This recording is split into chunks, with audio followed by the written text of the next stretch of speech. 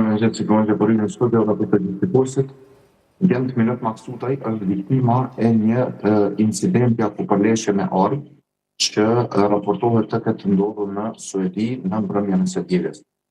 Dhe siç është raportuar nga mediat atje, Gjenti ishte kalimtar rasti gjatë një breshërie plumbash që po ndodhte në ato momente dhe ai humbi jetën tragjikisht. Dhe këtu dëshiroj të ndalem vetëm 2 sekondra. Dhe tu sqaroj të gjithë publikut se Gjenti nuk ishte i përfshirë dhe nuk është raportuar se ai ishte i përfshirë në bandat kriminale, por ishte viktime incidentit mes bandave kriminale dhe këtë duhet ta di publiku.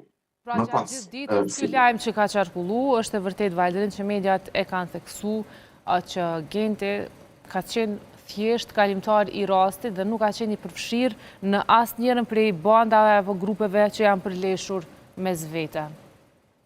Kjo është keq interpretuar nga publiku për arsye se në çdo media është cituar dhe është thënë aksidentalisht. Pra po kalonte dhe ka qenë viktimë mes kësaj ngjarje. Dhe ai raportohet pra se ishte qelluar nga një person i cili po qarkullonte me bicikletë dhe më pas i njëjti kishte hyrë në tram dhe gjatë rrugës për një qytet tjetër ishte arrestuar. Ndërsa lidhur me këtë ka reaguar edhe vetë kryetari i komunës së Istokut, Ilir Ferrati, i cili ka shprehur ngushëllimet e tij dhe se ka thënë se humbja e tij në Stockholm të Suedisë sipas tij në rrethana tragjike ka rënditur jo vetëm familjen, por të gjithë ata të afërm dhe të gjithë ata që e kanë njohur.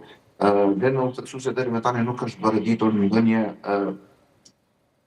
organizim për ceremoninë e varrimit dhe pritet që gjatë orëve në vazhdim një gjë e tillë të bëhet e ditur dhe të bëhet gjithashtu të mësohet nëse do të varroset këtu apo në vendin, ku ata kanë migruar për një jetë më të mirë që duhet të ketë ndodhur para 6 viteve si familje. Shumë keq.